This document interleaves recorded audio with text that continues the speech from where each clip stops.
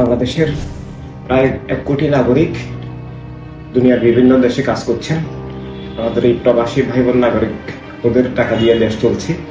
ওদের কষ্ট ত্যাগ অবদান রাষ্ট্র অর্থনীতির জন্য অনেক বড় ভূমিকা রাখে এবং তাদের ভোটাধিকার খুবই গুরুত্বপূর্ণ বিষয়, অথচ তারা ভোট দিতে পারছেন না। তাদের ভোটের ব্যাপারগুলোকে সবাই অ্যাভয়েড করছে, সব দল অ্যাভয়েড করছে, সব সরকার অ্যাভয়েড করছে। আমরা চাই একজন ভাইও যেন আমাদের বাদ না পড়েন, একজন নাগরিকও যেন বাদ না পড়েন।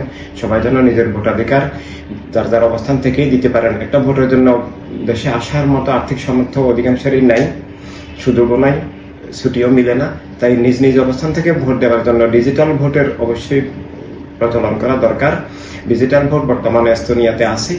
যার যার আইডি, যে রাষ্ট্রীয় নাগরিকত্বের যে আইডি আছে, ভোটার আইডি, এবং যার যার একটা পাসওয়ার্ড দিয়ে যার যার নির্দিষ্ট দল মার্কায় যিনি প্রত্যেক নিজ নিজ এলাকা থেকে ভোট দিতে পারবেন। এতে করে প্রবাসীরাও ভোট দিতে পারবেন। এখানে অনেক মা বোন ঘর থেকে বের হতে পারেন না নিরাপত্তার জন্য, তারাও ভোট দিতে পারবেন। অসুস্থ লোকেরা হসপিটালে থাকেন, তারাও ভোট দিতে পারবেন। সবার ভোটাধিকার নিশ্চিত হবে, নিরাপদ হবে। ধন্যবাদ। আসসালামু আলাইকুম।